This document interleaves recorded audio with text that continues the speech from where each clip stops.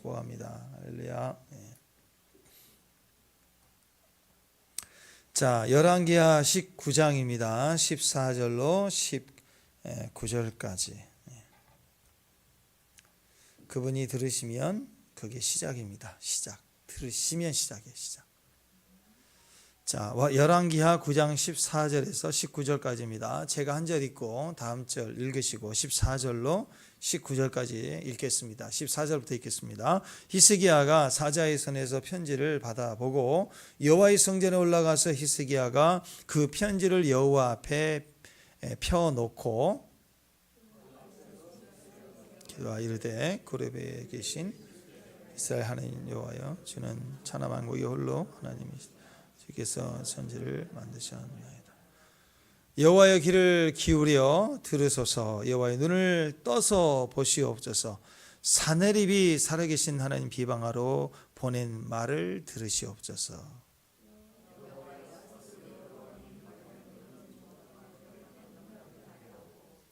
또 그들의 신들을 불에 던졌사오니 이는 그들의 신이 아니요 하나님의 사람의 손으로 만든 것 곧 나무와 돌뿐이므로 멸하였나이다. 여호와께 원컨대 이제 우리를 그의 손에서 구원하옵소서. 그리하시면 천하만국이 주 여호와 홀로 하나님이신 줄 알리이다 하니라. 한 번 더 구절 시작. 우리 하나님 여호와 영컨대 이제 우리를 그의 손에서 구원하옵소서. 그리하시면 천하만국이 주 여호와가 홀로 하나님이신 줄 알리이다 하니라. 아멘. 축복합니다. 자, 오늘 말씀의 내용은 남쪽 유다의 13번째 왕 히스기야 이야기입니다. 북이스라엘이 여로보암의 길을 갔다 그랬다면 남유다는 다윗의 길을 갔는데, 그 중에서 남유다의 3대 선왕 여호사밧, 히스기야, 그리고 마지막 불꽃 요시야, 이렇게 3명의 왕이 가장 의로운 선왕이죠. 그 중에 이 3대 왕 중에서도 당연코 가장 인기 있는 왕이 바로 이 히스기야입니다. 이 히스기야 왕은 오늘 말씀 열왕기하에도 나오고 또 이사야 36장부터 39장까지 넉 장이나 걸쳐서 계속 나옵니다. 왜 이렇게 성경에 인기가 많고 우리 믿는 성도들 앞에서도 히스기야가 유명할까? 그것은 바로 기도 때문이죠. 기도로 유명한 사람이에요. 이분은 돈이 많은 사람, 뭐 그런 게 아니라, 물론 돈도 많았어요. 그렇지만 기도가 무엇인지를, 왕의 기도가 무엇인지를 친히 보여준 사람입니다. 한 사람의 기도예요. 왕이 손에 칼 들고 나간 게 아니라 말씀에 검 들고 엎드렸더니 아수르 군대가 18만 5천 명이 죽었어요. 하루아침에. 뭐 대단하지 않습니까? 뭐 성경에 이런 역사가 어디가 있어요? 히스기야의 기도, 엄청난 기도입니다. 오늘 그 이야기거든요. 히스기야 이름 뜻도 그래요. 여호와는 나의 힘. 히스기야. 돈가스, 히스기야, 야끼. 힘내세요. 여호와는 나의 힘. 히스기야. 여호와는 나의 힘.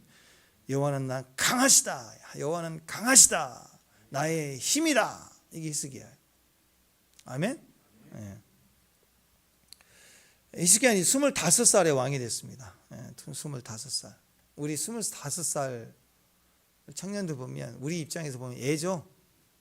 애요. 우리 어렸을 때는 중학생 1학년이 중학교 2학년만 봐도 엄청 형인데 25은 아주 애라고 해. 근데 왕이 됐어요. 그리고 29년 동안 왕으로 다스렸습니다. 29년. 죽을 병에 중간에 걸렸죠. 그래서 15년이 연장이 되었습니다. 그때도 기도로 수명이 연장이 됐죠. 54세에 죽었거든요. 여기 이제 54세 이후에 계신 분들은 다 죽은 거예요. 우리 다 죽은 거예요. 덤으로 살고 있는 거예요. 지금은. 아멘.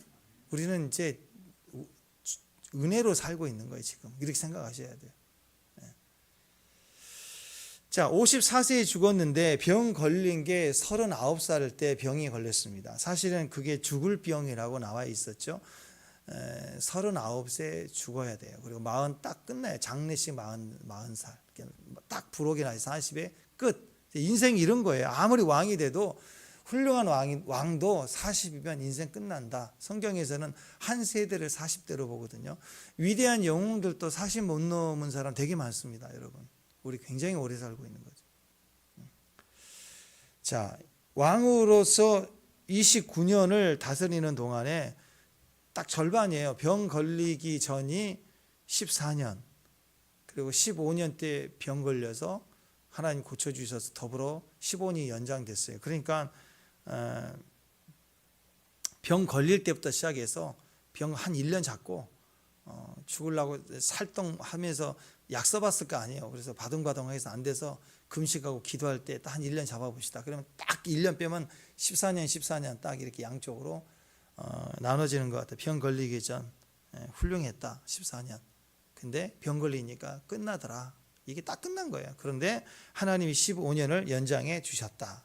그래서 하나님 주신 은혜로 사는 삶을 살았다. 이렇게 정리해 볼 수 있을 것 같습니다. 훌륭한 왕입니다. 훌륭한 왕입니다. 그리고 죽을 병에 걸려서 39에서 죽어야 되는데 15년이 초자연적으로 연장이 되었습니다. 54세에 결국 이제 죽게 되죠. 이 모든 것이 기도로 설명이 되는 사람이었어요. 왜 이렇게 이런 위대한 일들이 있었을까? 이유 몰라요. 근데 기도의 사람이었다. 기도로 설명이 되는 사람이었다. 이렇게 볼 수 있습니다. 그래서 지금도 히스기야 그러면 제일 먼저 기도가 생각나고, 여기다 별명 하나 딱 붙인다면, 뭐 묘비 명 하나 써본다면 하나님을 의지한 사람, 이렇게 쓸 수 있을 것 같아요. 하나님을 의지한 사람. 자, 우리도 마찬가지입니다. 마귀가 공격할 때마다 하는 말이에요. 마귀가 우리를 공격할 때 내 실수로 내가 죄지어서는 막 환난 당한 거 말고 그건 환난이 아닙니다. 그죠? 고생하는 거예요. 죄짓고 고생하는 거라고.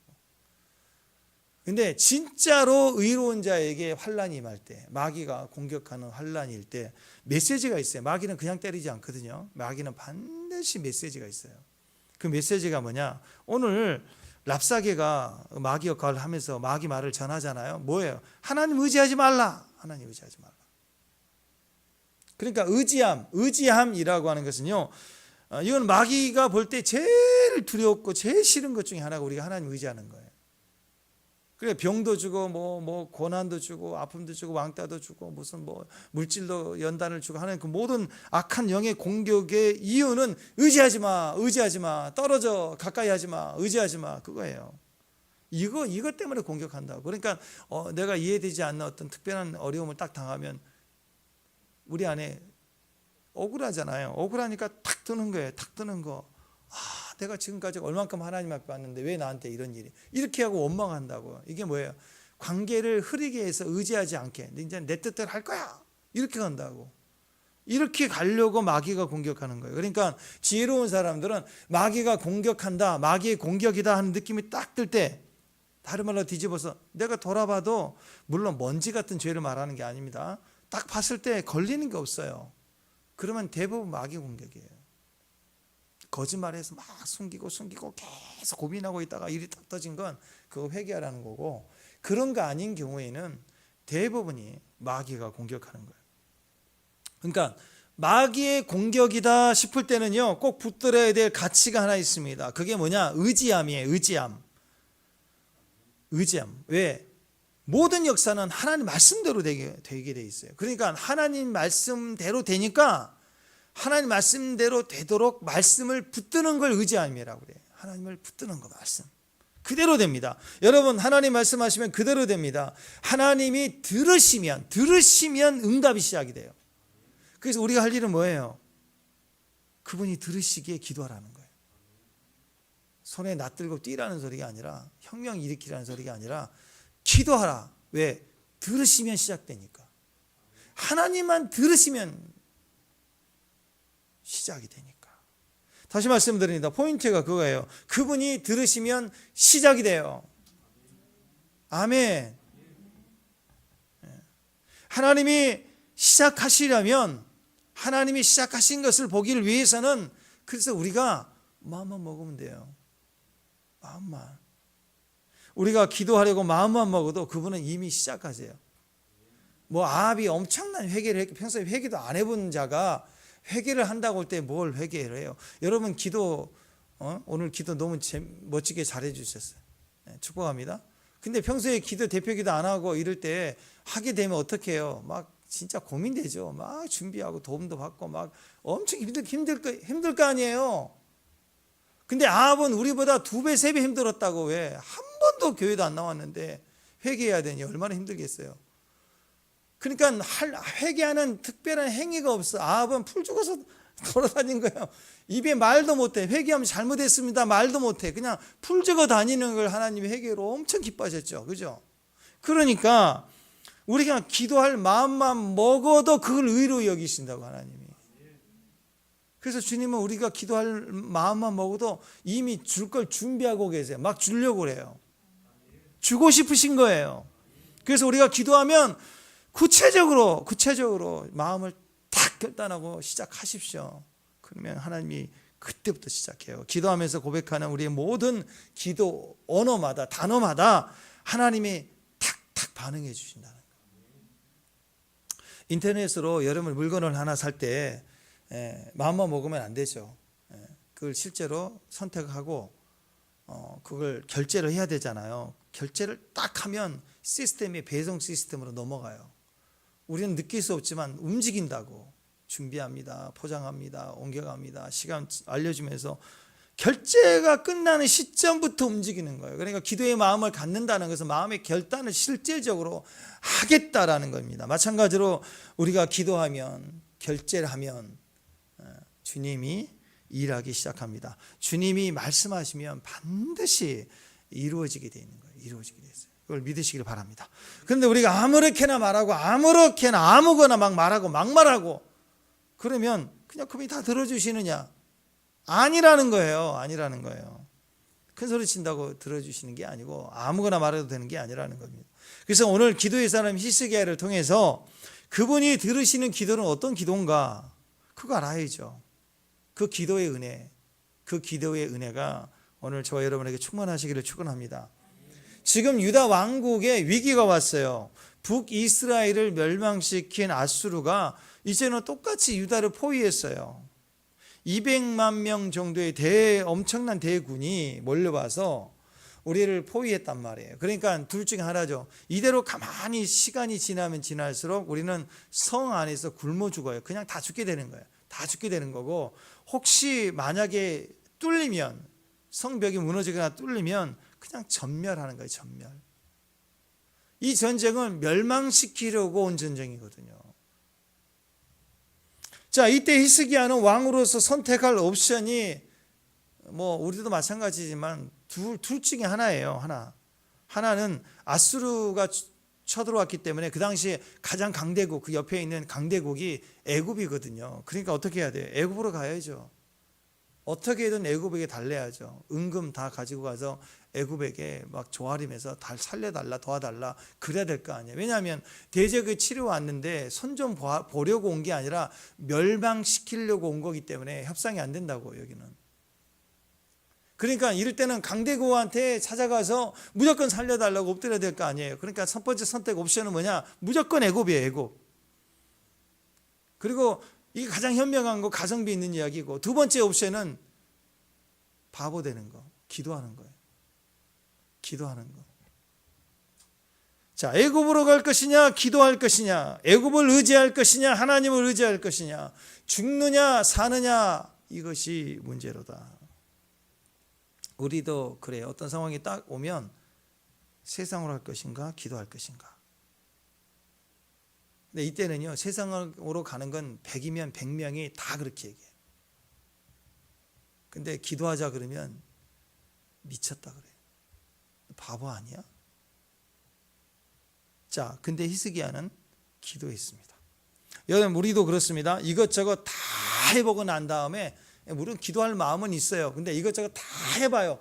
다 해봐도 안 되면 마지막 카드는 기도지. 혹시 이런 마음이 있으신가요? 네. 이것은 여러분 세상으로는 대단히 가성비 높은 이야기고 거의 크리스찬들도 대부분 그렇게 생각합니다. 기도를 하겠대요. 하는데 일단 알아봐야지. 일단 뛰어야지. 그리고 안 되면 기도해야지. 기도나 해보지 이런 거예요. 이런 거. 이게 우리 안에 있는 그게 가성비가 높은 이야기입니다. 기도하는 건 안 해요. 하는데 나중에 기도는 해보지 뭐, 이거예요. 근데 이게 신앙으로 볼 때는 하나님이 보시기에는 이게 옳지 않다라는 거죠. 히스기야는 애굽으로 가는 많은 의견들과 생각들을 내려놓고 기도를 선택했습니다. 누가 봐도 가능성이 없죠. 죽는 길이에요. 죽는 길. 사는 길은 애굽이고 죽는 길은 기도하는 거예요. 그잖아요. 약간 포기 상태의 사람으로 보이지 않나요? 말기 암 환자 수술도 안 되고 한 게 안 되고 그냥 나가시고 한 2주 기다리시라고, 좋은 거 먹으시라고 그럴 때 그냥 기도하지 뭐, 이런 마음 혹시 아닌가? 여러분, 기도는 그렇게 하는 게 아니에요. 밀려서 제일 끝에 하는 거, 물론 그래도 강도 중에 한 사람처럼 구원받을 수도 있겠지만 하나님이 우리에게 주신 기도는, 히스기야의 기도는 그런 식이 아니었다고. 바보 같은 옵션 같아도 믿음을 가지고 제일 우선 첫 번째로 선택했다고요. 오히려 성경에는 안 나와 있지만 기도해서 죽지 뭐, 기도하다 죽으면 순교 아닌가요? 그런 마음으로 기도를 선택했다라는 거예요. 죽으면 죽으리라. 에스더가 그랬죠. 모세도 생명 살려달라고, 그 백성 친다고 할 때 이 백성 살려달라고, 내 생명력에 내 이름을 지어달라고 할 때도 진짜로 죽기를 각오하고 하나님 앞에 기도한 거 아닌가요? 그 다음이 없는 사람들이에요. 기도를 선택했다는 건 그 다음 옵션이 없다라는 뜻입니다. 1절 말씀 한번 보십시다. 1절. 자, 시작.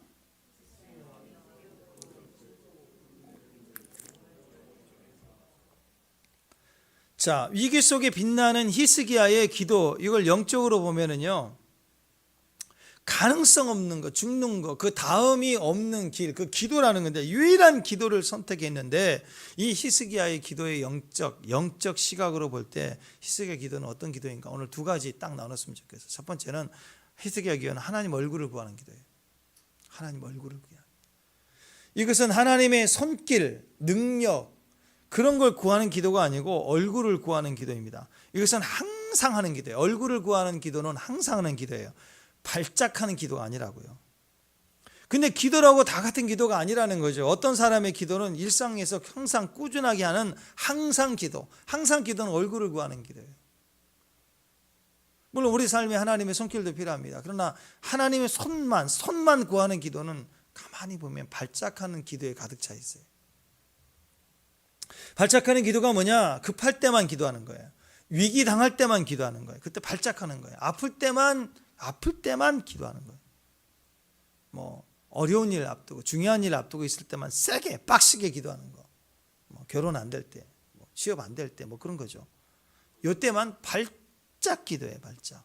여러분, 하나님 앞에서는 이 항상 하는 기도, 이 발작하는 기도는 굉장히 큰 차이가 있습니다. 물론 둘 다, 우리 입장에서 보면 둘 다 응답이 되긴 돼요. 응답이 있어요. 발작 기도한다고 하나님 응답 안 해주신 건 아니고, 때로는 발작 기도가 엎드려서 하나님 살려주세요 하면 위기 속에도 응답을 해 주십니다. 위기를 벗어나게도 해 주십니다. 근데 차이점이 뭘까요? 분명한 차이가 있어요. 항상 하는 기도와 발작하는 기도의 차이점이 뭘까? 항상 하는 기도는요, 하나님의 얼굴을 구하는 기도입니다. 모든 상황 속에서, 그때만 기도한 게 아니라 모든 상황 속에서 주님의 얼굴을 구하는 거예요. 우리 찬양 있잖아요. 모든 상황 속에서 주를 찬양할지라. 거기 보면은 주의 얼굴 구할 때, 그죠? 그 주의 얼굴을 구할 때 그 얘기가 나오지 않습니까? 주의 얼굴을 구한다라고 하는 것은 항상 하는 기도예요. 항상. 근데 이 항상 하는 기도가 없으면 발작하게 돼요.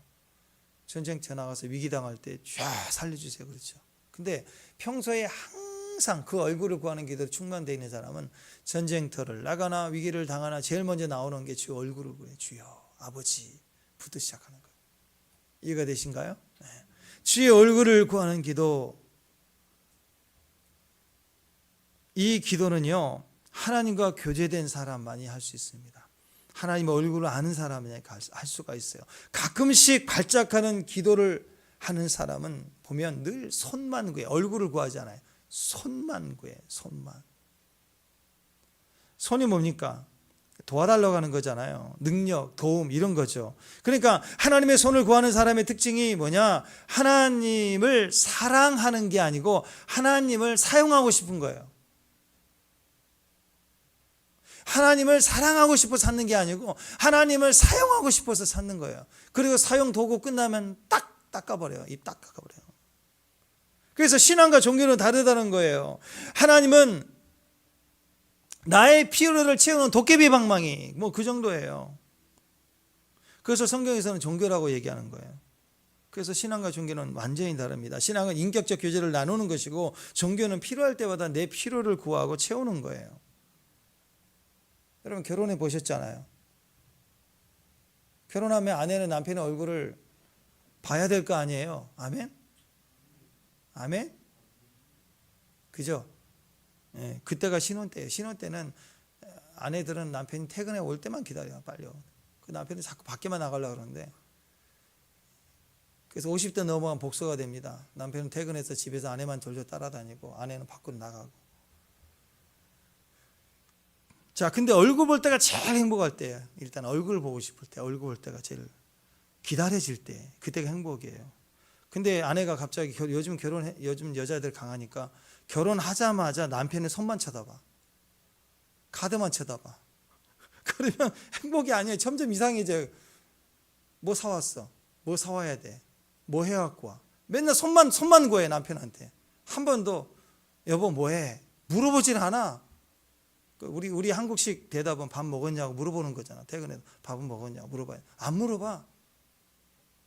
먹고 왔냐? 그 말은 얼굴을 구하는 말이 아니야. 얼굴 보고 하는 말이 아니라 내가 차려야 되느냐 말아야 되느냐 그거 물어보는 거라고.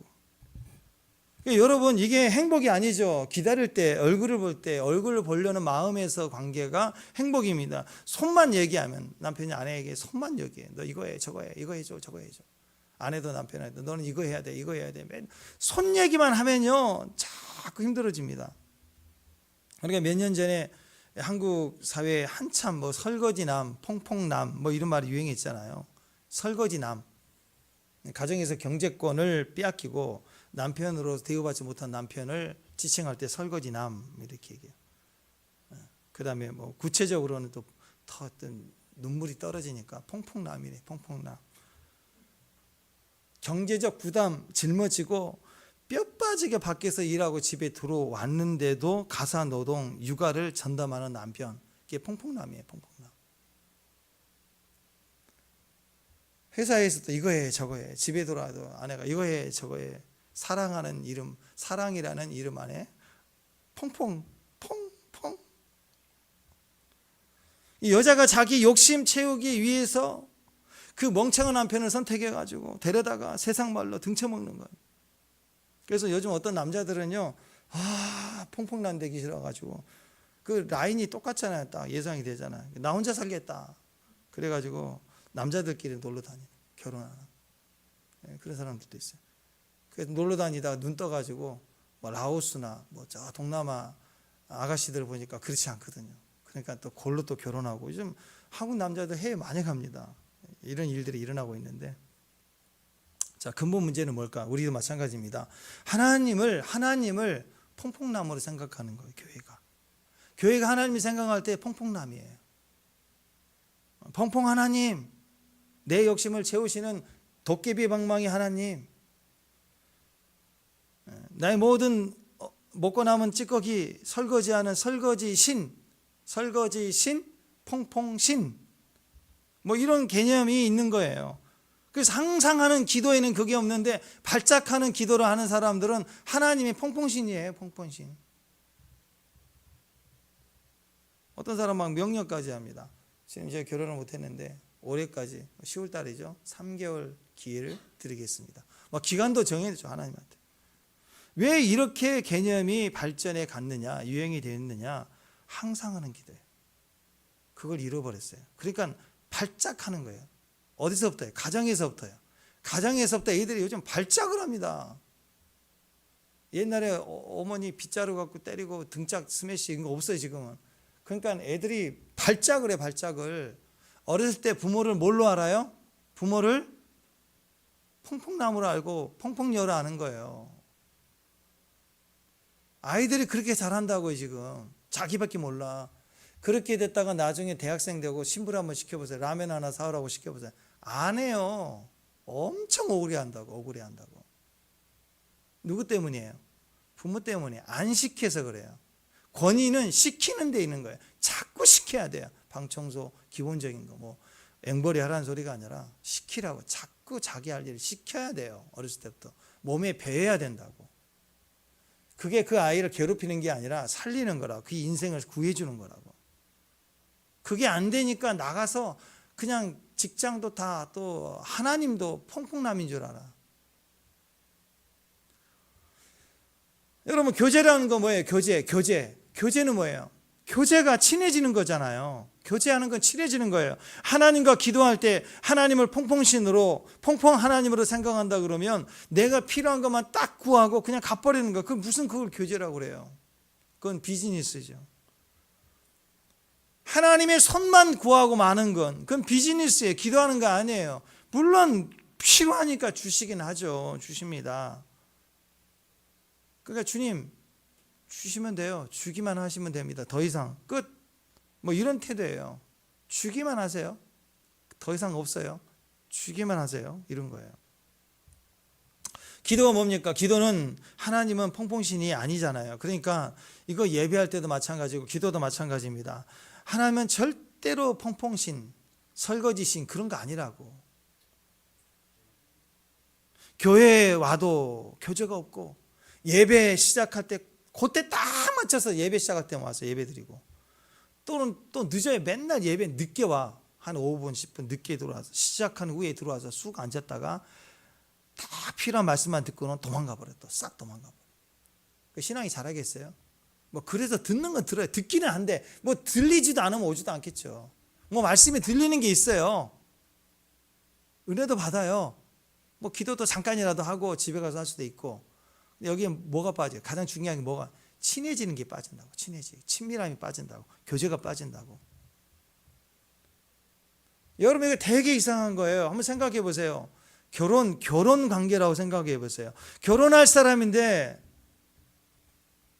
그래서 결혼을 전제로 교제하고 있는 과정인데 이 사람이 맨날 몇 시에 어디서 보자 그러면 늦게 오거나 와서 딱 가서 밥만 먹고 가버려. 그건 뭐예요? 이 사람하고 결혼하겠어요? 아니죠. 어떤 마음이겠어요? 등쳐 먹겠다는 거죠. 결혼만 해서 이익만 먹겠다는 거죠. 교회 와서요, 예배 시간이 있어도 시간을 정해놔도 미리 와서 뭐 할 일 없어도 계속 대화하고 나누고 친하고 어때 건빵 하나 사가지고 나눠 먹고 뭐 그런 거 아니에요? 이게 뭐예요? 친해지는 거라고. 이게 친해져야 예배가 깊어져요. 그래서 이렇게 서로 자꾸 모이고 봐야 네트워크가 된다고. 그러면 하나님과의 관계를 떠나서 몸이 하나가 되면 보세요. 토요일 날 새벽에 엄청 그 위기 속에 금요일 날 기도할 때 우리 다 우리 같이 기도했잖아요. 그때 이번 주 금요일 날 다른 때보다 더 셌어요. 그죠? 엄청 셌죠? 그렇잖아요. 박권사님 울고 짜고 뒤집어 막 하고 우리 이경원 사님 막 기둥이 흔들리면 막 웃어대고 막. 왜? 승리했으니까 우리가 다 같이 영으로 막 그렇게 하나님 우리가 연결되어 있으니까 위기 속에 기도를 준다고. 기도를 줘서 같이 통과하게 하나님 만드시는 거예요. 서로 연결되어 있어서 위기와 상황이 우리가 같이 행복해야 되죠. 같이 승리해야 되죠. 같이 형통해야죠. 예배는 친해지는 거예요. 기도는 친해지는 거예요. 사귐, 나눔, 참여, 교통, 코이노니아 이게 예배이고 기도이고 선교인 거예요. 돈 많이 벌어서 선교 가서 일단 먹어라 하고 라면 박스 던져주고 오고 이런 식이라면 이게 무슨 선교예요? 친해져야 선교예요. 친해져야. 이력서에 뭐 남기는 게 아니고 사진 찍는 게 아니고 친해져야 가정이고 친해져야 교제이고 사귐이고 나눔이고 예배이고 기도예요. 기도 응답이 많은 자기 괴물이 되어 있는 기도 자랑꾼 되지 말고 금식 한번 하면 뭐 엄청 자랑하는 거. 그건 괴물이에요. 기도 괴물. 난 그런 분 너무너무 무섭더라고요. 옆에 가면. 친해져야 돼요. 하나님과 친한 사람, 기도로 친한 사람은 사람과도 친해요. 여유가 있어요. 발작하는 걸 못 봤어요. 여러분 이단들 보세요. 다른 거 없어요. 이단 교리 뭐 신천지 알래? 신천지 교리를 알아야 돼. 물론 뭐 성경 공부 차원에서 보는 것도 괜찮을 수도 있지만 모든 이단이 마찬가지예요. 보세요. 이단은 그냥 보면 알아요. 이단은 자기들만이 구원이다. 우리가 진짜 구원이다. 구원이다. 막 이렇게 얘기하는데요. 하나가 빠졌어요. 뭐가 결정적인 어떤 이단이든 다 자기가 구원이라고 그러는데 딱 빠진 게 있어요. 뭐가 빠졌냐면 사귐, 나눔, 친밀함이 없어요. 그리고 맨날 얘기할 때마다 발작해요. 뭐 종말이 다오니 뭐 구원이다. 뭐 14만 4천 명 채워야 되는데 맨날 사명 뭐 이것만 열심히 뛰는데 친밀함이 없어요. 여유가 없어요. 이단에 빠진 사람들 특징이 뭐예요? 한 번도 우리는 질문 안 해도 되는 질문들 있잖아요. 성경 보면서 질문 안 해도 되는 질문들, 별로 안 중요한 것들, 그걸 엄청 공부해요. 그거 붙들고 있어요.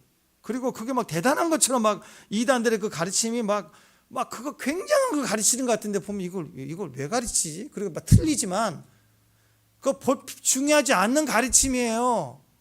뭐 예를 들어서 뭐 귀신이 뭐 사탄이 어떻게 타락해서 됐다. 뭐 천사가 타락 천사 이런 정도만 나와 있지. 귀신이 어떻게 생기는가 성경 안 나와 있거든요. 안 나와 있어요. 그냥 귀신을 쫓아내면 돼요. 귀신은. 근데 귀신이 어떻게 생겼는가 막 그런 걸 막 가르치고 나누고 그거 뭐 소용이 없어요. 그거 아무 의미 없는 거예요. 별로 중요하지 않는 거. 그러니까 이단들의 가르침을 보면 한결같아요. 하나님과 교제할 필요가 없어요. 하나님과 교제에 대해서는 1도 말하는 게 없어요. 그냥 자기들끼리 교리를 가지고 배우고 가르치고 막 그리고 그것만 질문하는 거예요. 질문하는 거.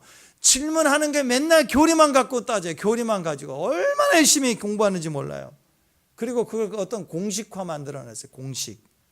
그래가지고 반복해서 공식을 배우고 익혀요. 거기는 사귐, 나눔, 참여, 친밀해지는 사랑 그런 건 없어요. 공식만 남았어요. 공식만. 그러니까 신앙생활 그러면 전부 공식으로 전부가 공식. 교리가 다 공식이에요. 뭐는 뭐고 몇 장이 뭐고. 그러니까 그 중에서 아무거나 딱 하나 찍어가지고 그 몇 장 말씀 뭐다 이렇게 공식화되는 걸 그 말씀을 암송할 게 아니라 그 말씀을 찾아보라 그래요. 찾아보고 앞뒤 구절에 어떤 의미로 얘기하는가 한번 보면 엉터리 해석을 해놨다고 다. 그 단어 하나 그것만 짜집게 하는 거라. 공식화됐다고. 그리고 그걸 달달달 암송해하고 자기들끼리 되게 많이 하는 것처럼 너 이거 모르지? 하면서 공식만 막 코사인 사인 막 얘기할 때 우리는 애매잖아요. 그런 거예요. 그런 거. 대단히 많이 하는 것처럼 얘기하죠. 그냥 공식 얘기해야지. 맞지도 않는 공식. 신앙생활 하는데 보면 전부가 공식입니다. 공식같이 모여서 수학문제 풀듯이 반복하는 거예요. 구원 10원도 아니에요. 맨날 구원이에요. 8원 구원. 그래서 그 구원에 대한 노력, 배움, 정성 막 이건 대단히 많아요. 대단히 많은데 생명에 대한 경험이 한 번도 없어요. 생명에 대한 경험이. 그 인터넷 보니까 신천지 거기 뒤에서 지도위원 같은 사람이 있어가지고 그거 하더만요. 막 박수 치는 거 딱 이렇게 해가지고 찬양할 때 각도 틀리면 나중에 불러가지고 틀렸다고 하는 날에 듣는. 공식이에요. 공식. 그거 틀리면 공식이라고. 생명에 대한 경험이 없다고요. 하나님과 우리의 친밀한 교제가 없어요. 인격적인 교제가 없어요. 그냥 신앙생활 한다고 하는데 열심히 있는데 보니까 공식이에요. 공식. 그러니까 이단에 빠져서 이단에 속한 사람들을 보면은 또 다른 형태의 율법주의예요. 말도 안 되는 이상한 것에 대한 공식을 정해놓고 따르는 신앙생활, 집단 공식 생활 뭐 이런 거예요. 이게 종교의 특성 아닌가요? 종교가 그렇습니다. 이단들의 특징이에요. 다 가짜입니다. 맨날 달달 외우고 토론하고 성경을 읽어요. 근데 성경을 읽으면 신앙적 대화가 풍성해져야 되는데 성경을 가지고 싸우려고만 해요. 싸우려고만. 우리는 큐티하면서 성경을 나눌 때 풍성해지거든요. 성경을 읽을수록 나눔이 풍성해지고 정말 그런 사랑이 있었구나 이렇게 깨달아지는데, 이건 단어 공식 하나 가지고 맨날 성경 가지고 얘기하지. 이게 맞는 소리인데 좀 이상한 게, 제 경험상 지금까지 좀 이상한 사람들이 항상 하는 얘기가 나는 성경대로만 믿습니다. 성경만 가지고 얘기합시다. 이런 얘기하는 사람들 조금 이상해 보면.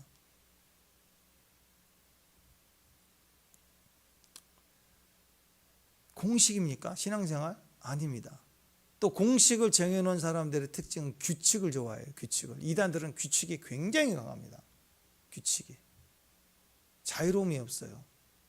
엄격합니다. 이단들은 굉장히 엄격해요. 그 안에.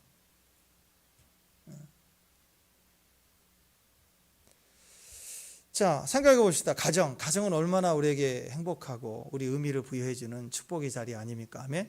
가정이 공식으로 되나요? 나는 너 사랑해. 야, 너도 나 사랑해야 돼. 그 다음 규칙이 정해. 내가 아침 하니까 너는 저녁 해야 돼. 자, 모든 것을 규칙으로 합시다. 가정이 규칙으로 될까요? 가정이 행복해지는데 규칙으로 될까요? 가정에 왜 규칙을 자꾸 세우나요? 행복해지려고. 근데 규칙을 세워보세요. 가정이 행복해지나? 가정은 조금 흐트러져야 돼요.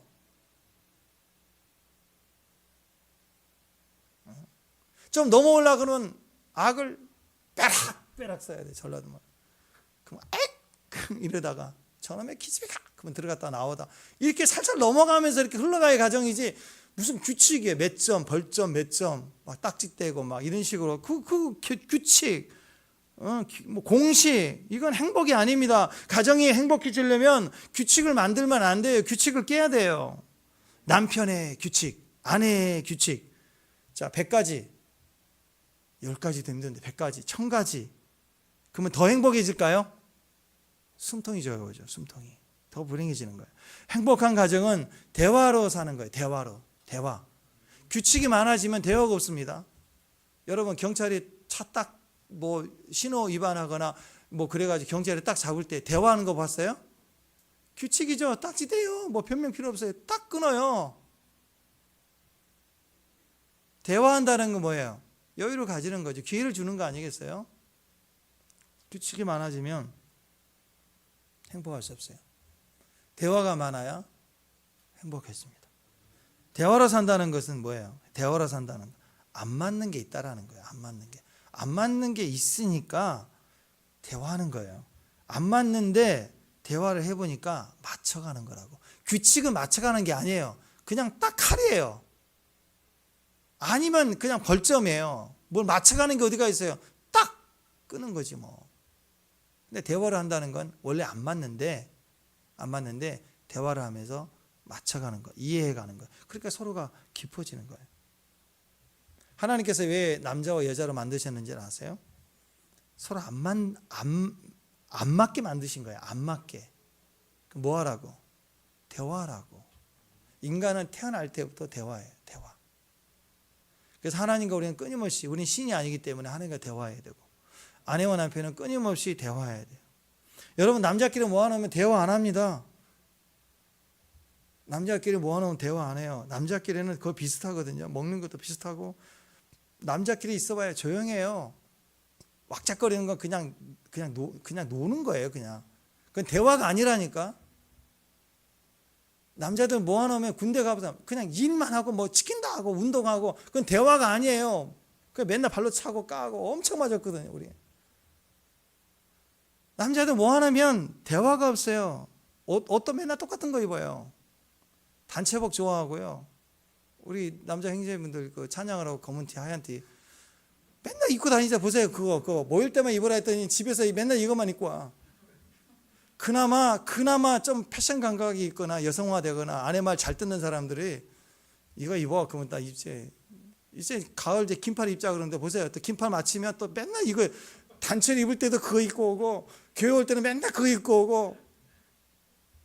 여자분들은요, 성교 가가지고 단체복 입어야 될 때만 그것도 어떻게든 피해서 안 입으려고 그래.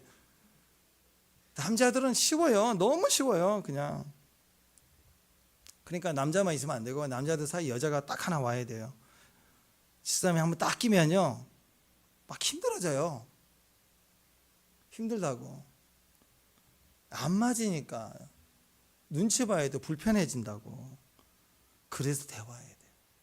그래서 여자분들 오면 대화가 안 들어. 물어보고, 귀찮지만 물어보고. 그러니까 활기가 되고 바뀌어지는 거예요. 친해지는 거예요. 친밀해지는 거예요. 그래서 남자와 여자가 자꾸 섞여 있어라. 하나님 그래서 여자를 우리 가운데 돕는 배필로 주신 거라고. 왜? 인간은 대화를 통해서 살아가니까. 대화를 해야 되니까. 그냥 놔두면 안 돼요. 혼자 있으면 안 된다고. 독처하는 것이 하나님의 기쁨이 되지 못하는 거예요. 하나님께서도 우리에게 똑기는 동일하게 말씀하시는 거예요. 그걸 통해서 인격과 인격은 대화를 통해서 하나가 되고 친밀해지는 거. 하나님과 우리 관계도 맨날 교회 와서 비즈니스 하지 말고 교회 안에서 하나님 앞에 예배, 교제, 사귐, 나눔이거든요. 하나님과 같이 가는 거라고. 같이. 그걸 통해서 나머지는 주님이 다 채워주세요. 우리 인생 구절, 신학의 인생 구절 중에, 말씀 구절 중에 하나가 마태복음 6장 33절 아닌가요? 먼저 그 나라와 의를 구하라. 그러면 이 모든 것을 너에게 더하시리라. 먼저 그 나라와 의를 구하라. 이 말은 교제하라는 뜻이에요. 교제. 얼굴 구하라. 손에 칼 들고 낫 들고 뛰려고 하지 말고 교제하라고. 교제 먼저 하라. 먼저 하나님과 교제하라. 하나님과 교제하는 방법은 그 먼저 나라와 의를 구하는 거예요. 얼굴을 구하는 거, 주님 구하는 거. 아니 집에 들어오면 애들도 그렇고 다 누구든지 가족 엄마 나 왔어요 하고 인사해야 되는 거 맞는 거 아니에요? 그죠? 안 그래요? 먼저 얼굴 보고 이야기해야죠. 그죠? 그게 인격이에요. 세탁기가 집에 들어오면 인사한 거 봤어요?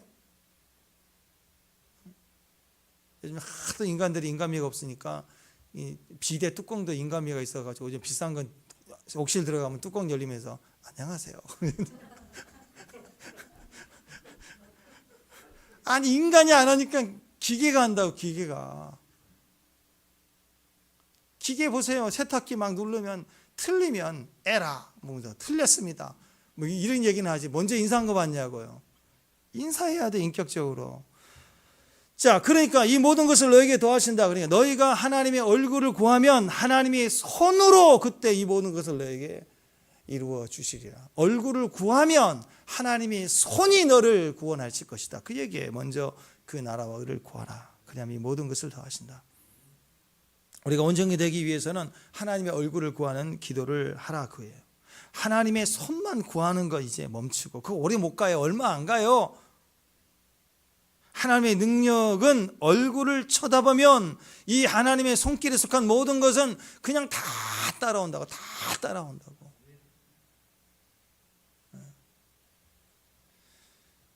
아내 되신 분들 지금 이 순간부터 말하지 말고 그냥 마음을 담아서 오늘 하루 종일 여러분 남편 얼굴만 보세요. 얼굴 다 보고 말하지 말고. 그럼 어떤 일이 벌어지는지 한번 쳐다보면 남편이 씩 웃어요.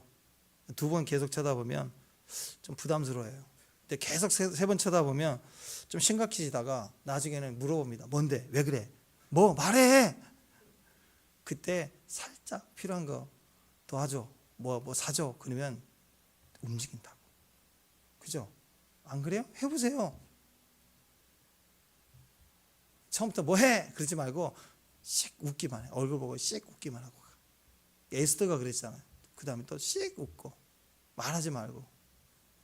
그러면 긴장하고 불안해지다가 도저히 못 참으니까 와서 말 좀 해. 왜 그래? 왜? 그러면 한번 다 가고 또 가고 한번 씩 웃고 이렇게 해서 나중에 부탁하면 백방이 백방 그냥 되는 거예요. 이게 얼굴을 구하는 자의 능력입니다. 축복합니다. 아멘. 남자들은요 얼굴을 봐주면 되게 좋아요. 맞이해주고. 그러니까 집에 오면 아내는 그냥 나가 있고 공국이나 끌어져 있고 애들은 안 나오고 뭐 방에서 안 나오고. 그러니까 남자들은 소파에 앉아서 강아지하고 그 둘이 사귀잖아요. 집에 들어오면 강아지가 제일 막 꼬리 쳐주는 게 자기밖에 없다잖아요. 그래 불쌍해요. 나그네. 얼굴만 봐주면 움직입니다. 그걸 통해서 하나님도 얼마나 우리가 환영해 주시는 것을 원하는가 알 수 있다는 거죠. 자, 두 번째, 히스기야의 기도는 얼굴을 구하는 기도뿐만 아니라 말씀을 붙들고 하는 기도였어요. 이거 굉장히 중요합니다. 위기 가운데 히스기야가 이사야 선지자를 불렀잖아요. 이사야 선지자를 왜 불렀을까요? 이사야 선지자니까 뭐 요즘식으로 얘기하면 용하잖아요. 그리고 뭐 점칠 때 점쟁이 샀듯이 뭐 당대 최고의 선지자니까 뭐 소위 말해서 기도발, 영발이 세니까 뭐 부탁하고 싶어서 그런 걸까요? 아니라는 거예요. 왜냐? 우리는 그럴 수 있지만 히스기야는 그래도 이름이 히스기야잖아요. 기도의 능력을 아는 사람이라고. 나름대로 하나님 앞에 기도의 사람이라고. 그러니까 기도가 부족해서 더 센 기도자가 필요한 게 아니라 본인도 기도했고 신하들과 같이 기도했다고요. 그러니까 이사야를 부른 목적은 딱 이거예요. 더 기도가 강력해지고 뭐 기도가 더 필요해서가 아니라 하나님 말씀을 들으려고요. 기도는 하지만 말씀을 들을 채널이 이사야밖에 없으니까, 선지자이니까 충분히 쏟아냈다고요. 기도했다고요. 중심에서 다 기도를 토해냈다고요. 그런데 이제는 다 쏟아냈기 때문에 하나님 음성을 듣고 싶은 거예요. 2절 한번 보세요. 2절. 자, 2절 시작. 왕궁의 책임자이신 엘리야김과 서기관 셈나와 제사장 중 장로들에게 굵은 배를 돌려서 아모스의 아들 선지자 이사야에게로 보내매. 이사야를 왜 불렀는가? 말씀 들으려고. 두 가지 기도가 있습니다. 상황 붙들고 하는 기도가 있고요, 말씀 붙들고 하는 기도가 있어요. 여러분, 상황 붙들고 하는 기도에는 그냥 상황만 말하면 돼요. 어렵습니다, 힘듭니다, 도와주세요. 그냥 상황만 말하면 돼요. 우리가 대부분 이런 수준의 기도를 할 수 있죠. 또 이런 수준의 기도에서도 응답이 있어요. 주님 도와주세요, 배고파요. 그럼 밥 주잖아요. 아니 여러분, 엄마한테 엄마 배고파, 그럼 밥 주잖아요. 나 입을 옷을 없어, 나 찢어졌어, 그럼 이거 입어, 옷 주잖아요. 근데 엄마한테 그것만 구하는 게 아니라 얼굴을 구한다 그랬잖아요. 그죠? 또 엄마랑 대화를 통해서 엄마가 약속해 준 것이 있으면 그걸 기억해 주면 상대방이 얼마나 기뻐요. 내가 말한 것을 상대방이 기억하고 있어. 그걸 기억하고 귀에 담아두고 있으면 나중에 그 얘기 대화 속에 나오면 기뻐요. 내 말을 가볍게 여기지 않았다. 그러면 친밀해지는 거예요. 깊어지는 거예요. 엄마와 딸의 관계가 깊어진다고. 마찬가지입니다. 상황 붙들고 하는 기도에는요, 상황만 있어요. 극단적으로 얘기하면 엄마가 없어요. 하나님이 없어요. 상황만 있는 거예요. 상황만. 기도하러 주님 앞에 나오긴 했는데 그 기도에 주님은 없고 온통 상황밖에 없다. 내 어려움들, 내 고난들, 내 아픈 거, 나 속상한 거, 나 안 풀렸던 거, 뭐 이런 거, 이것만 계속 붙들고 기도하는 거. 도와주세요, 도와주세요, 도와주세요. 이건 가만히 보면 기도라기보다는 성경에서 얘기하는 기도의 본래 의미보다는 하소연이죠. 하소연. 기도에서 들어준 게 아니라 하소연하니까 불쌍해서 들어준 거예요. 이건 이방 종교에서도 다 하는 거예요. 불상 앞에서도 불쌍히 말하는 거, 하소연하는 건 다 들어줘요. 그건 세상이 다 그렇잖아요. 사람에게 사정에도 도와주는 거죠. 내 뜻을 구하는 겁니다. 내 원함을, 내 원망함, 내 하소연을 하는 거예요. 근데 그런 기도에는요, 성경이 있을 수가 없어요. 정성만 있어요. 정성. 말씀이 없어요. 언약이 없어요. 생명이 없어요. 그러니까 치성을 들여도 정성을 다하는 거고 열심히 규칙적으로 하는 거예요. 그래서 뭔가 이루어지면 내가 열심히 했던 거고 대단히 했던 거고 그것이 은혜이거나 감사로 드려지지 않습니다. 그걸 은혜롭다, 하나님 은혜를 주셨다, 감사했다고 말하지 않고 내가 열심히 정성을 보였더니 됐구나, 뭐 이런 거예요. 내가 간절했더니 하나님 이루어 주셨구나, 이렇게 가지. 그걸 은혜로 경험하는 게, 내가 기도했기 때문에 주신 게 아니라 그분이 나를 사랑하셔서 은혜로 베풀어 주셨구나, 이 해석이 안 되는 거예요. 그러니까 내가 세게 기도하고 금식하고 노력하고 애쓰고 매달리고 정성하고 막 그러니까 하나님께 호소했더니 결국 하나님이 들어주셨다, 막 보좌로 옮겨버리자, 보좌로 움직이는 교회 막 기도 막 이런 얘기를 하잖아요. 다 이런 과예요. 이렇게 가는 거예요. 성경에서 말하는 기도는 그런 기도가 아닙니다. 기도에 임재가 없고 상황만 가득해 있는 거, 그게 종교 기도죠. 히스기야의 상황이 안 좋았습니다. 포위됐습니다. 얼마나 두려웠겠어요. 히스기야의 기도를 얼마든지 상황을 놓고 기도하는 모습으로 갈 수 있었다라는 거예요. 상황을 놓고 기도하는 모습에는 항상 자기 자신이 생각하는 한계가 있거든요. 살려주세요. 그래서 그 한계만큼만 늘 가는 거예요. 그리고 그 환경은 두려움과 한계만 두고 설정하고 기도하고 있으면서 그 안에서 비나이다 그것만 하는 거예요. 계속. 그러니까 그 기도를 수도 없이 많이 해도 영적으로 깊어질 수가 없는 거예요. 그래서 내 한계를 깨는 방법은 내 눈으로 보고 인식하는 상황을 말하는 게 아니라 기도 제목을 내려놓고 말씀을 딱 들어야 돼요. 보세요. 나는 지금 지금 수술 앞두고 너무 위기예요, 위기. 근데 먼저 그 나라와 의를 구하라. 이게 지금 맞는 말이에요? 보통 내가 수술 앞두고 있으면 너를 치료하는 여호와시다. 내가 너를 구원하리라. 이런 게 좀 와닿는 말씀이죠. 근데 먼저 그 나라와 의를 구하라. 그게 맞는 말이에요?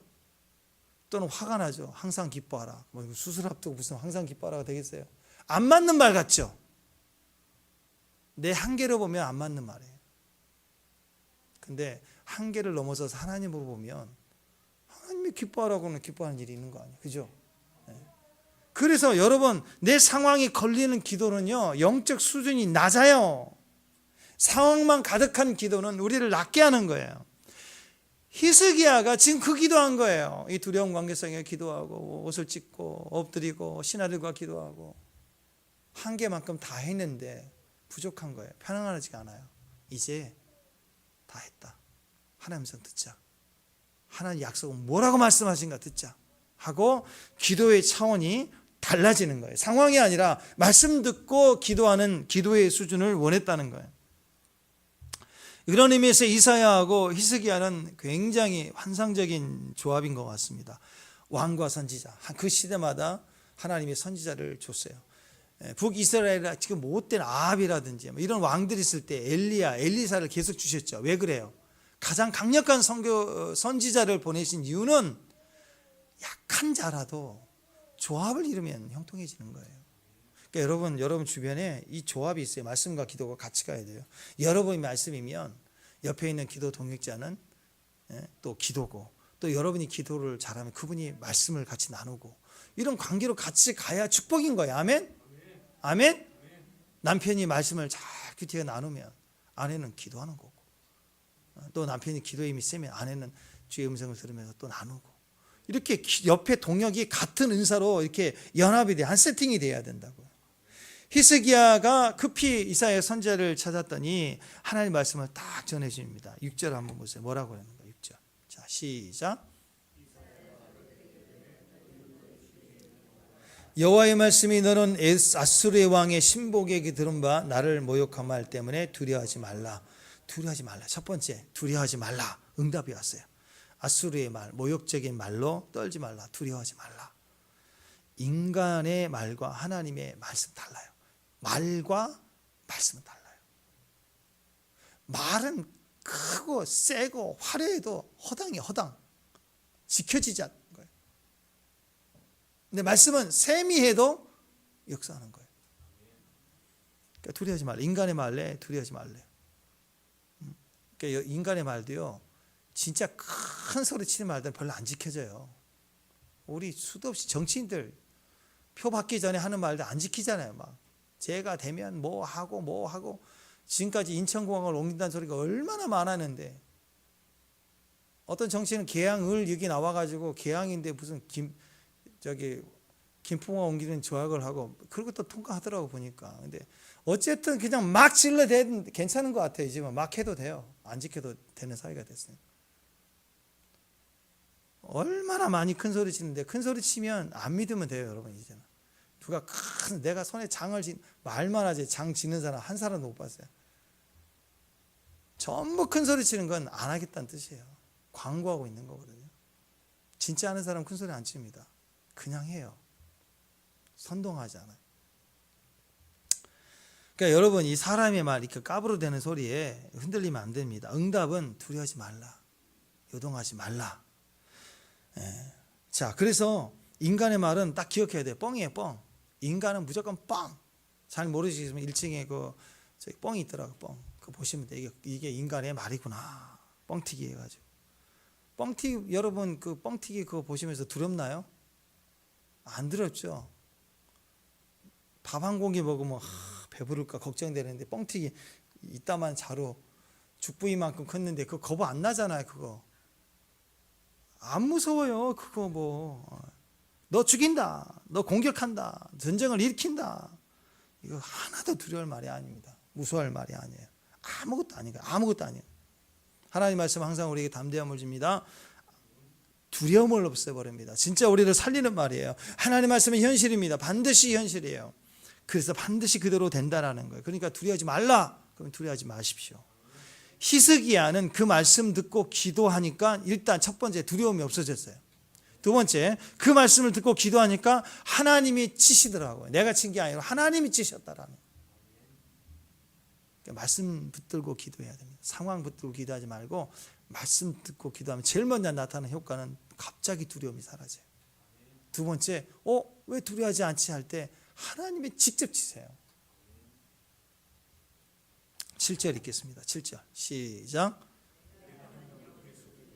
그 소문을 듣고 그 본국으로 돌아가게 하고 그의 본국에서 그에게 칼에 죽게 하리라 하셨느니라. 말씀이 현실이죠. 결국 그 말씀대로 됩니다. 기도는 뭐냐? 말씀 붙들고 기도하는 거예요. 말씀 붙들고 기도한다는 건 뭐냐? 결론을 가지고 기도하는 거예요. 내가 할 게 없어요. 믿으면 돼요. 말씀대로 되니까. 그렇게 담대하는 거예요. 내 사정, 이 상황은 우리에게 담대함을 못 줘요. 불안하죠. 염려가 부족하니까. 근데 말씀을 뜨면 말씀은 항상 완전합니다. 그 말씀이 실제로 이루어진다는 것을 믿는다면 담대하죠. 그래서 기도가 재밌는 거예요. 기도할수록 내 상황 붙들고 기도하면 답답하기만 해요. 내 말씀 붙들고 기도하면 말씀대로 될 것을 믿기 때문에 기대감이 생기는 거예요. 기도하는 대로 됩니다. 왜? 간절해서가 아니라 말씀대로 기도했기 때문에. 그 말씀의 기도가 얼마나 중요해요. 이 세상에 가장 강력한 기도는 그래서 말씀 기도예요. 그래서 히스기야가 이 이사야를 찾아서 말씀을 듣고 그대로 전달받은 요 말씀 6절 7절 말씀은 딱 들고 주님 앞에 나가서 이제 진짜 기도예요. 여기서부터 대역사가 일어나는 거예요. 이제 강력한 기도가 나는 거예요. 여러분 말씀 정리합니다. 하나님 얼굴을 구하는 기도를 하십시오. 항상 기도하셔야 돼요. 두 번째는 말씀 딱 붙들고 상황 말하지 말고 말씀 붙들고. 그래서 기도회의 사람들은 기도하고 나서 기도 제목 정하니라고 와서 그냥 옆집 아저씨 윗집 뭐 다 얘기하다가 기도 제목 정하고 집에 가고 기도를 안 해요. 그러면 그러니까 기도 앞에서 대화할 때는 상황 얘기야. 기도 제목 한다고 상황 얘기하면 기도가 안 됩니다. 모였을 때는 기도하고 기도 때 느껴지는 감동 말씀을 나누세요. 풍성해져요. 강력해져요. 순서 바꿔야 돼요. 자, 10절 11절 한번 읽어보세요. 10절 11절 시작. 내가 믿는데 내 하나님 예루살렘을 왁슬의 손에 넘기지 아니하겠다는 말에 속지 말라. 아수르 여러 왕이 여러 날에 행한 바 진멸할 일을 내가 들었나니 네가 어찌 구원을 얻겠느냐. 보세요. 마귀는요 자꾸 속지 말라. 하나님 널 도와준다고 속지 말라. 지도자를 믿지 말라. 히스기야 믿지 말라. 자꾸 그렇게 거짓말을 해야 돼요. 그런데 하나님은 그게 아니죠. 그 얼굴을 구하는 그 히스기야의 모습 보세요. 얼굴을 구하는 다음에 상황이 아니라 말씀만을 딱 붙들고 하나님 앞에 갑니다. 그러니까 이 기도는 이전의 기도하고 달라요. 이전에 어쨌어요? 18장에서 보면 사내리 와가지고 너 죽인다 그랬더니 히스기야 놀려가지고 너무 두렵잖아요. 그러니까 어떻게 유다 내부 그러니까 히스기야가 18장에서 시작될 때 하나님을 의지했어요. 하나님을 의지해서 내부 이스라엘 유다 내부를 거룩하게 했어요. 산당을 없애버리고 다 했어요. 근데 그 내부는 그 의지함이 됐는데 아직 약해요. 대적이 오니까 그 대적 앞에서 하나님 의지하는 게 약하다고요. 그러니까 어떻게 했냐면 은금을 다 가져다가 정한 대로 뭐 300, 200달란트, 금 30달란트 내놓으라 그랬더니 어떻게 이건 의지할 힘이 없으니까 싹 모아다가 줬다고. 우리는 우리 믿음과 의지가 완성되지 못하거든. 어느 부분들까지는 내가 거룩을 회복할 만큼 싸움이 됐지만 어느 선에는 아직 이르지 못했어요. 믿음의 분량이.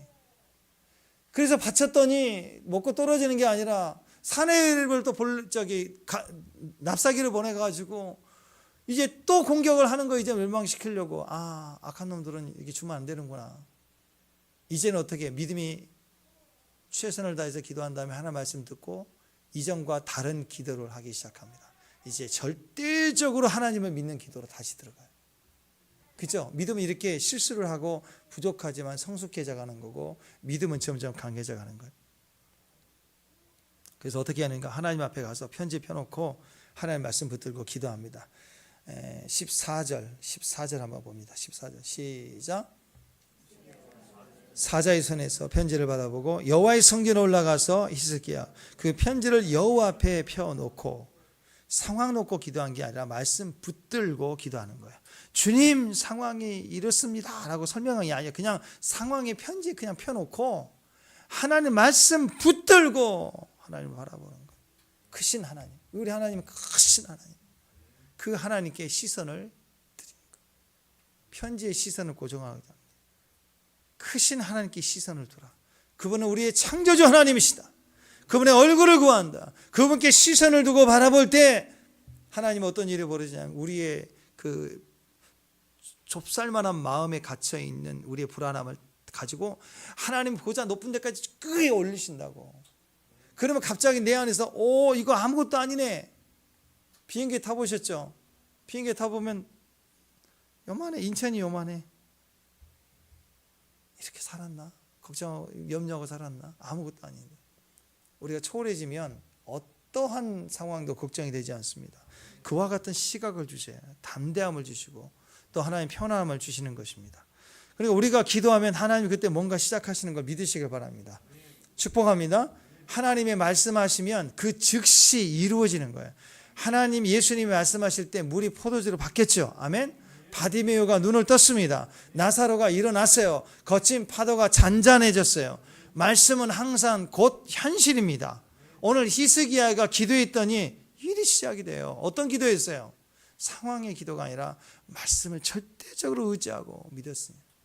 그 말씀을 절대적으로 믿고 의지하는 그 말씀을 듣지 못했다면, 이스라엘을 찾는 과정이 없었다면, 이전처럼 기도해도 쏟아내도 안 되면 또 은근 모아다 또 바쳐야지. 안 그래요? 근데 그게 아니라는 걸 알았어. 이제 다시는 내가 그렇게 타협하지 않겠다.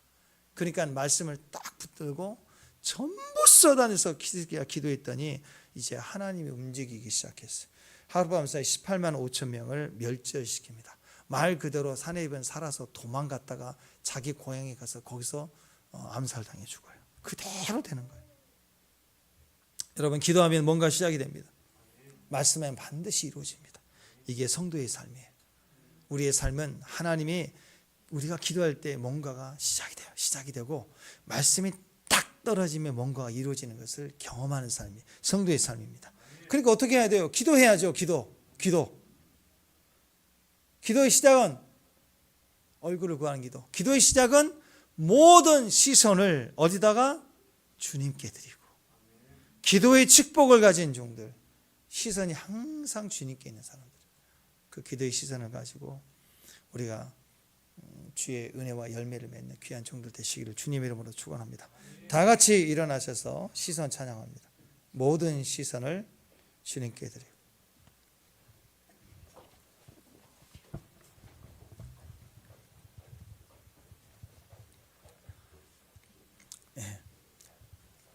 나에게 갇혀있는 상황, 그 상황 바라보고 편지 읽어대며 기도하는 거 아니에요. 내게로부터 시선을 걷어들이고 주를 바라보기 시작할 때 축복합니다. 그때 주의 일을 보는 거예요. 내 상황, 내 이야기만 하면 내 상황만 반복하는 거잖아요. 내게로부터 시선을 걷어들이고 주님을 바라보세요.